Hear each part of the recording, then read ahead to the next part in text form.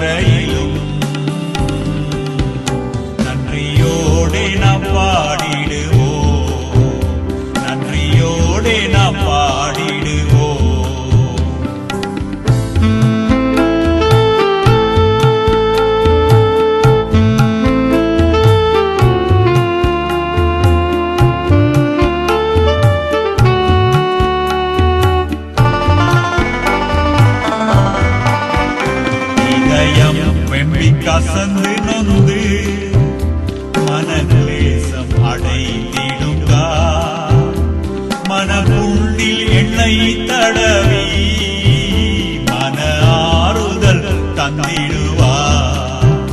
மனமுள்ளில் எண்ணெய் தடவி மன ஆறுதல் தந்திடுவா. வாழ்த்துவோ எங்கள் தேவனை ஜீவநாட்களிலும் மறு யாத்திரையிலும் நன்றியோடே நாம் பாடிடுவோம். நன்றியோடே நாம் பாடிடுவோம்.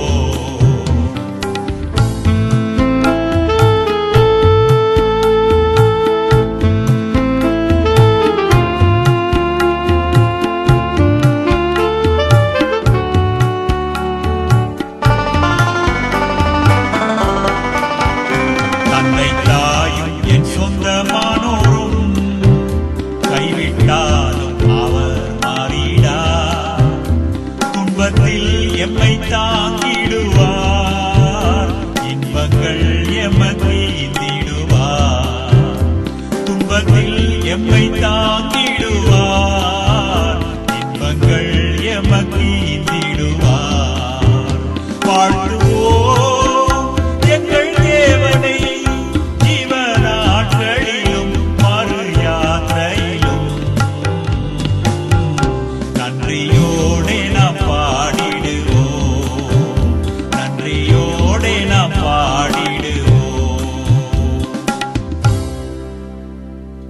ஆமன்பு சகோதர சகோதரிகளே, நிச்சயமாக தந்தை தாயும் நம்மை கைவிட்டாலும் அவர் நம்மை கைவிடாமல் நம்மை அரவணைத்து காத்து நடத்துகின்ற ஒரு தேவன் என்பதை எப்பொழுது நாம் நினைத்துக் கொள்வோம். குறிப்பாக நம்முடைய ஆண்டவராகிய இயேசு கிறிஸ்து நமக்காகத்தான் எல்லாவற்றையும் சிலுவையிலே அவர் சுமந்து தீர்த்திருக்கின்றார். ஆகவே அவர் சிலுவையிலே எல்லாவற்றையும் நமக்காக செய்து முடித்திருக்கின்றபடினாலே அவரை நம்பி நாம் முன்னோக்கி போகலாம். அதாவது நம் சார்பாக அவர் செயல்படுகின்ற ஒரு தேவனாக இருக்கிறார்.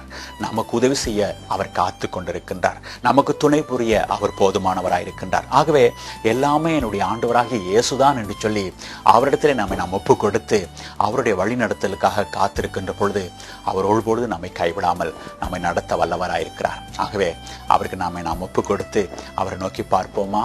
ஆமெங்கள் பரலோக தகப்பனே, அப்பா உங்களுடைய வாக்கு தத்தங்களுக்காக நன்றி செலுத்துகின்றோம் ஐயா. வாக்கு மாறாத ஒரு ஆண்டவர் அல்லவா? ஆம்பரம தகப்பனே, இன்றைக்கு எங்களுடைய வாழ்க்கையானது உங்களுடைய கரத்திலே இருக்கின்ற அந்த நிச்சயத்துக்காக நாங்கள் நன்றியோடு உங்களை ஸ்தோத்தரிக்கிறோம் பரம தகப்பனே. அதாவது ஆண்டவரே, நாங்கள் இந்த உலகத்திலே எல்லா விதத்திலே நாங்கள் சிறப்பாக வாழ்ந்திருக்க வேண்டும் என்று நீங்கள் எல்லாவற்றையும் சிலுவையிலே செய்து முடித்திருக்கின்றீர்கள் என்பதை நாங்கள் விசுவாசித்து ஏற்றுக்கொள்ள முதலாவதாக எங்களுக்கு பலன் வேண்டுமே பரம தகப்பனே. ஏனென்றால் அதுதான் சத்தியமாயிருக்கிறது, அதுதான் உண்மையாயிருக்கிறது ஐயா. ஆகவே தகப்பனே ஐயா, நிச்சயமாக நீங்கள் எங்களுக்கு ஒரு பாதுகாப்பான வாழ்க்கையை கொடுக்க காத்திருக்கிறீர்கள். இந்த உலகத்திலே நாங்கள் வெற்றியாக வாழ்ந்திருக்கலாம் என்று எங்களுக்கு வாக்கு கொடுத்திருக்கிறீர்கள். அதாவது நீங்க இந்த உலகத்துக்கு இறங்கி வந்ததே எங்களுக்கு ஒரு பரிபூரண ஜீவனை கொடுப்பதற்காகத்தானே. அந்த பரிபூரண ஜீவனை நிச்சயமாக நாங்கள் அடைந்திருக்கலாம், அதை வாழ்ந்திருக்கலாம் என்று சொல்லி எங்களுக்கு வாக்கு கொடுக்கின்ற தயவுக்காக நாங்கள் நன்றி செலுத்துகின்றோம் ஐயா. ஆகவே தகப்பனே, நாங்கள் எந்த நேரத்திலையும் அதை சந்தேகிக்காமல் எங்களுடைய ஆண்டவராகிய இயேசு எங்களுக்கு போதுமானவராக இருக்கிறார் என்று சொல்லி எல்லா காரியங்களுக்காகவும் உங்களையே நோக்கி பார்க்கவும், உங்களிடத்திலே எங்களை நம்பி ஒப்பு கொடுத்து விடவும் அந்த பலத்தை நீங்கள் கொடுக்கின்ற வல்லவராக இருக்கிறபடியால் நன்றியோடு உங்களை துதிக்கிறோம் ஆண்டவா. விசேஷமாக பரம தகப்பனே, பரிசுத்த ஆவியானவர் தாமே இந்த உண்மைகளை எங்களுக்கு மறுபடியுமாக நினைப்பூட்டி கொண்டே இருக்க வல்லவராக இருக்கிறபடியால் உங்களை நன்றியோடு துதிக்கிறோம் ஐயா.